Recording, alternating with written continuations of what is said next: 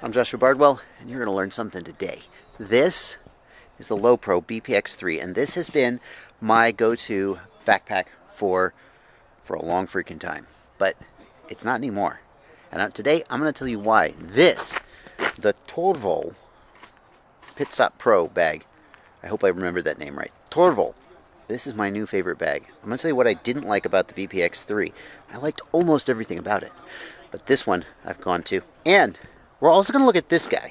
This is the Realacc FPV Racing, and I'll be honest with you guys. Every time I review bags, $200, $180, $150 bags, I'm like, give me a break. Before I became a YouTube celebrity, whatever you want to call it, I never would have spent that much on a bag. I was such a cheap bastard, and at my heart, I still am. But an expensive quad bag is one of the luxuries I allow myself as a perk of being in this job. I travel a lot.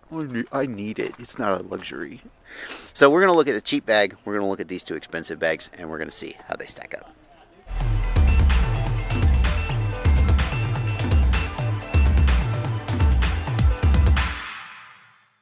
Now, this here is not my LowePro, but it's somebody's got a LowePro here at the race, and I'm going to grab theirs because it's full of stuff. Oh, he's coming this way. You got these slots down here, and that's great because you get all whatever nonsense you want in there. You got your battery bag down here. That's fantastic. But here is the thing about this bag that finally annoyed the dickens out of me. You got this spot here, which is it's ostensibly to hold a quad. You got this nice little thing here, and the idea is that you put a quad there, and it sits nice in there, and then you can carry your quad inside your bag, and that's a bigger deal than you might think, especially if you carry on to an airplane. This bag just barely fits in the carry-on restrictions. If you have a quad on the outside, it will not go in the overhead. So that's the idea, and then under here is where your transmitter and your goggles go. Now that all sounds great on day one, but here's what actually happens in the field when you're using this bag. This goes like this. Then you put all your junk in here, just like it was when I first found it. And then, when it comes time to put your transmitter away, sorry about that. That gets really freaking old. It gets really freaking old, and I got so annoyed. I gotta put this guy's stuff back now. Now this is the BPX3, and that's the one I've had, which means there is a laptop slot here in the lid. But that is also kind of annoying, because number one, when you open the lid, thunk, there went your laptop. It's just sitting here, right? And that's kind of annoying and bad for your laptop. And the other thing is that when the bag is closed, if you want to get your laptop out, you got to unzip here and try to pull it out. And when you unzip there, if you're not careful, all this stuff falls out. And it falls down into the bottom of the bag. Finally, the one other thing that annoys me about this bag is that it's designed to be opened from the back, which means you lay it down on its face in order to open up the back and get it out. And the problem with that is that here is where the quad's strapped to the outside. So if you are carrying quad strapped to the outside, you got to take them off before you can open the thing, or you got to lay it down on top of them, and that's kind of annoying. Okay, so that is a LowePro BPX3. It is a good backpack. It is a great backpack, actually. It's just got a few little annoyances. So let's take a look at. Now I want to show you how the Torvol bag opens up, because it's pretty slick. We got the quads here on the outside, and I am going to take this quad off because I don't want to scratch up my car. Not that it's not already scratched up, but take that quad off. Check out, you got your quads on the outside here, zipper here, and check this out. Even with the quads on, this just folds out, and you got access to all your stuff. So you don't have to take the quads off to get at the inside of the bag, and it does open from the top, which is nice. These side pouches open the right side up. That's good, so that when the bag is laid in its normal position, it's easy to get them open. If we look at the side pouch, they're really versatile. We got a little zipper mesh here for small stuff. We got Velcro at the top, reach-in pocket here.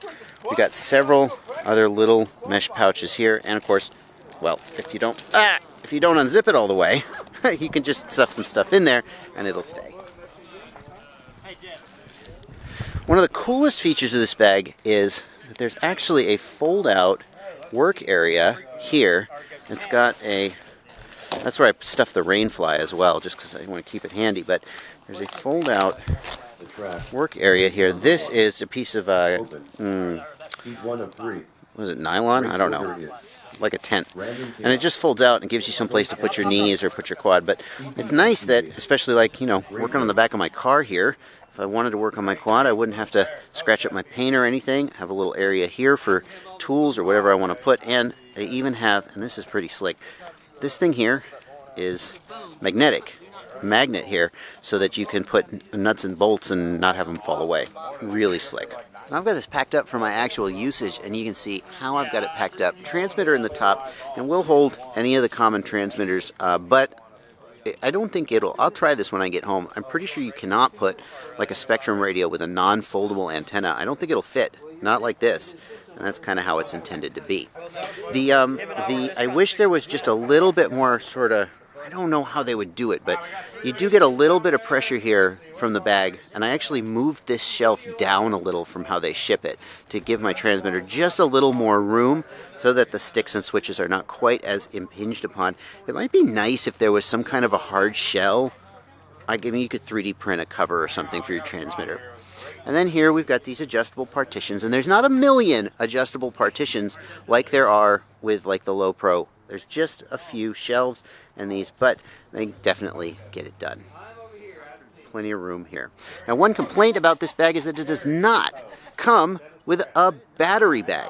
You can buy one separately, and it's a very nice fire retardant battery bag that goes right here in the bottom. But what I don't like about the Torvol battery bag is it opens, it's a clamshell design, it opens from the top. The way I like to do my batteries is just have them in here, and I can just reach in and pull them out, or I can take the bag out, whichever I prefer. The Torvol bag wouldn't work that way. This is a LowePro bag, and I very much prefer it. Here on the far side of the bag is another side pouch, and it's where I like to put my props. It folds out here. It does have one big zipper mesh pack here, but I just like to, you can see it's got these little wings here to help keep it closed, and I think that's a great place to put props. Now, the bag does have pockets on the outside as well, so if you wanted to put a tripod or something out there, you certainly have the option to do that. One of my favorite things about this Torvol bag is the laptop sleeve is here in the back. It zips up, zips open like that, and it means that two things. Number one, you can easily get at your laptop without having to open up the rest of your pack and dump out all your other stuff. But it also means that the laptop is protected by the padding on the back, the same padding that makes it comfortable to wear.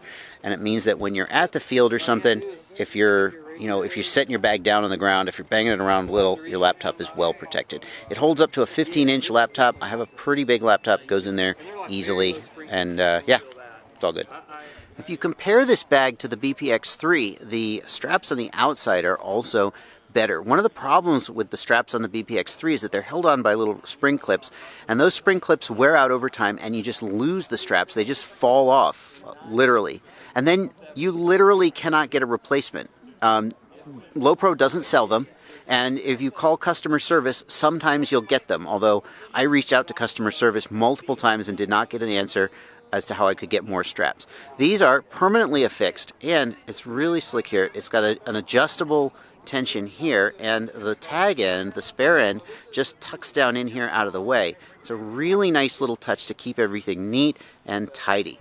One thing I wish was a little different is that the spacing on these is a little weird. This one's kind of low, and the quad stuck on here hangs off the bottom of the pack just a little, and this one's a little high, and you end up kind of with some dead space here. I almost wish there was a third one here. You might not use it, but it would give you a little more flexibility to get maybe an extra quad on, or just to kind of move things around. Wish there was a third one. In lieu of that, maybe I wish this one was a little higher. It works, but if there's something to complain about, maybe that's it.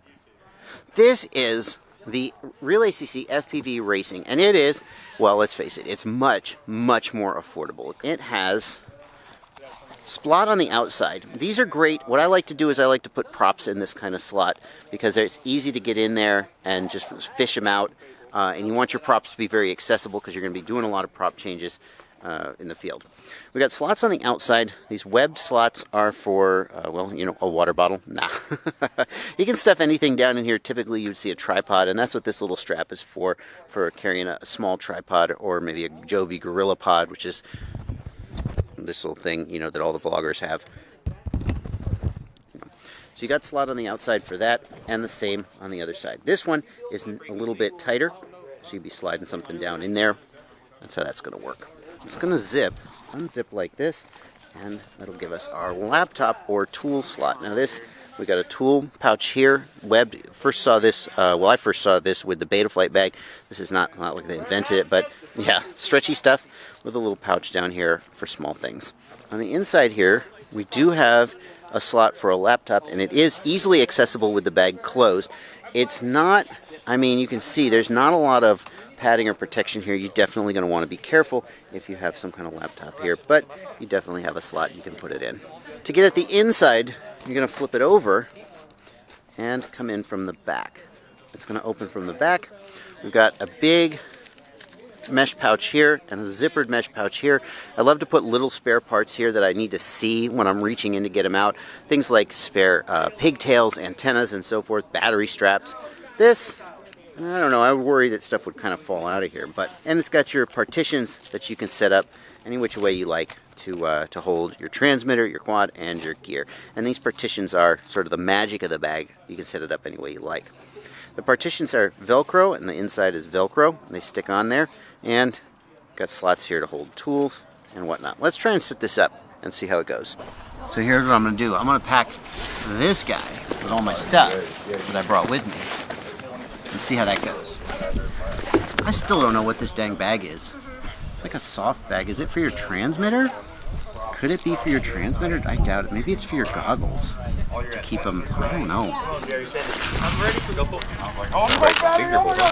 It's pretty limited in its you run it this way or don't run it at all. configurability. I do agree. One of the upsides of these things is how configured. I mean, you can slide it a little, sort of left or right, but you don't have as much flexibility to just however you like. It's true. It's $50 though. I mean, you can't. So here's the best I could come up with as to how I would organize this if I owned it and used it every day. Batteries always go in the bottom, in my opinion. They're the heaviest thing, and frankly, they're the most robust thing. No, you don't want to be smashing batteries around, but let's face it, they can take a fair amount of abuse. You want the weight down low, and you want to set the backpack down on the most fragile, on the least fragile thing. The transmitter, I would put like this, and that I would put it with the switches in, and maybe even use gimbal guards, but I feel like that's going to be reasonably protected. I like the fact that the shoulders, see, I always worry about that. With the shoulder switches here, is it going to be well protected? That's a tough one, but there you go. Then we got this space up here, and that's probably where I put my goggles. Now, it comes with another divider that's supposed to kind of go down here, but I don't know, I'm not sure where I would put the batteries. I'm just not using that divider. And then we kind of got this big spot here. Now, the thing that I kind of don't like is we don't have more subdivision that we could do like this. We basically got just one big catch-all spot where just everything would kind of get dumped in. You do have this for tools, so keep your tools out of the way. I like that they've got this straps here, but that's my biggest complaint. You certainly could put quads in here with props off. You get whole quads in there, but like where are your tools going to go? I got my tool bags here. They're going to just kind of go in.